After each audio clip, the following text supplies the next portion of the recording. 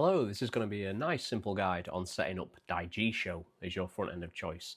Now, I did already cover Daijisho in my initial setup guide. However, just for clarity's sake, I'm going to go through it from scratch and a little bit more in depth. So, it's available through Obtainium. It already comes as part of the RJNY emulation pack. So I'm going to just drop down that emulators, and then there we are, Daijisho, and we'll get it installed. Nice and quick download, nice and simple. I'm going to open it up, there it is. Sometimes I have noticed that it pops up with two icons. You can just remove one of them, not too sure why that happens. So let's open it up. So this one doesn't really have a setup wizard like a lot of the others do. So the first thing we want to do is go over to the library, and we're going to want to download the platforms. So I'm just going to download the platforms that I have. So I'm going to get Final Burn Neo. I'm going to get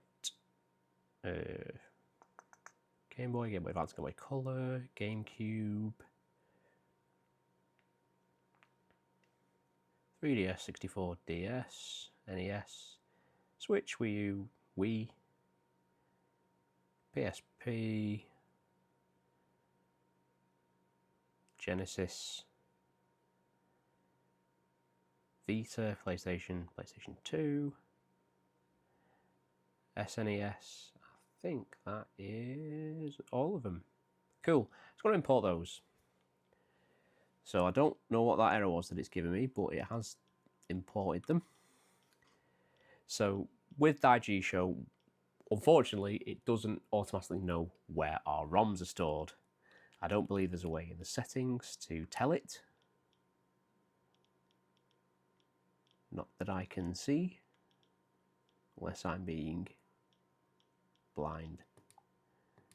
No offense to any blind people watching or listening. So what we have to do is for each one of these, we have to manually declare the path. So I'll just do a few of these as a demonstration. So I'm going to click Add Paths. I'm going to add more. I'm going to find my 3DS path, again, N3DS. These are the EmulationStation Desktop Edition versions. I'm going to allow that. Then I'm going to sync it. What syncing will do is it will load up all those ROMs and it will start scraping. So as I've covered before, scraping is downloading the artwork as it's done there. Not many games there, so it's very, very quick. Doesn't seem to have done Metal Gear Solid, and not too sure what happens. If that happens, I think if you press detail. So it has scraped it because I can see that it's pulled through. It's just not pulled through the artwork.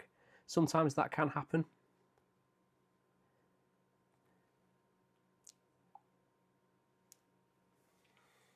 But there is a way to resolve these. So I'll do a couple more. Won't do all of them, so I'll do Game Boy Advance as well. Just to give you a kind of overview. Daijisho isn't one I use regularly. However, it's completely free. Personally, I think it's a great starter front end. Before you kind of get into the weeds of tinkering a bit more with some of the more customizable front ends, I think Daijisho is just a really nice, really simple way to experience your AYN Thor. So as I've got 343 games, so it is scraping through them relatively quickly. I believe it does just get the box art and a screenshot, unlike a lot of the other front ends which get everything. So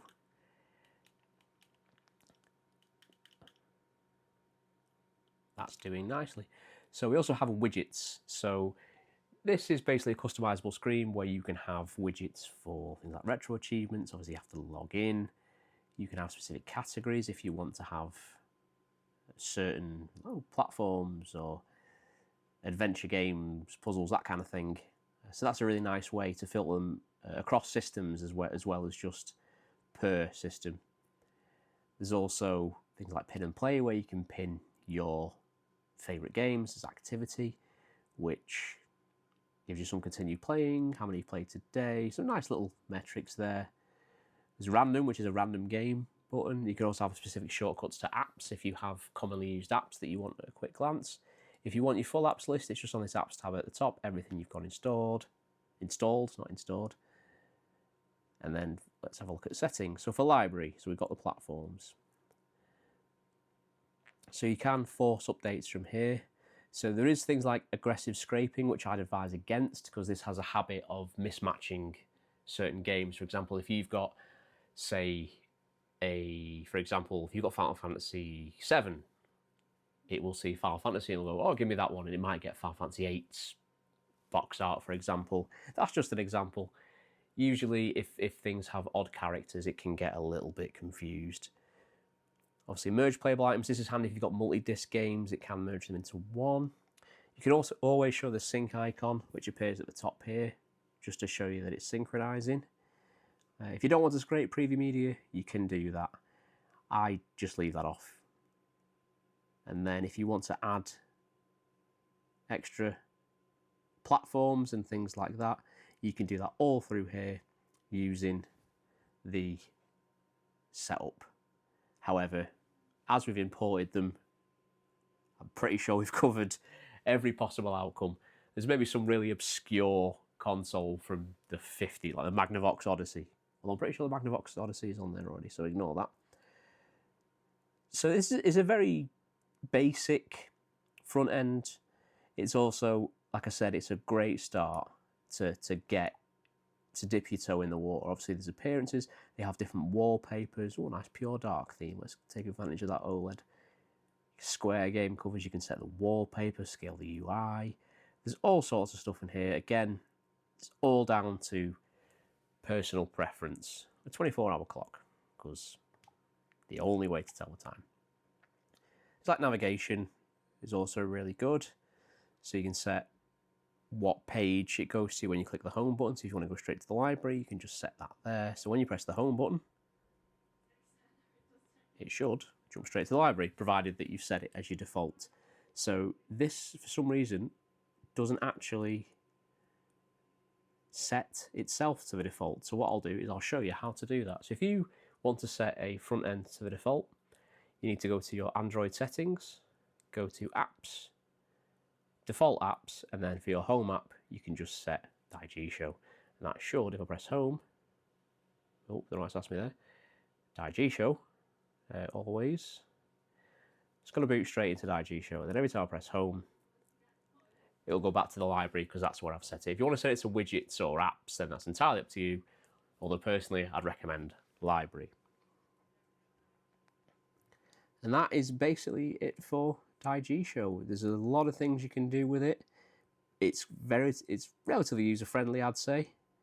Let's try and boot a game. So if I want to play the Game Boy Advance game of Batman Begins, you're going to get this warning, which is basically saying that if there's any other apps or games running, it's going to kill them. So no killing. I'm a peaceful man. So this is going to boot into RetroArch. Now, the game hasn't loaded because it's tried to boot with a core that I don't have installed. So I'll show you how to resolve that. Don't know why it keeps asking me this. So, in our platform settings, wherever that is, I did find it before. Oh, sorry, it's this little pencil icon here. So, for example, go to Game Boy Advance, we'll tap that, we'll scroll down. So I can see the player settings, it's defaulted to RetroArch 64 VBA Next, which is not what we want. We want RetroArch 64 MGBA. Obviously, if you've installed VBA Next, use that one. And then we'll save that, and then we'll try that again. Batman Begins. Please don't kill anyone. He's Batman, he doesn't kill.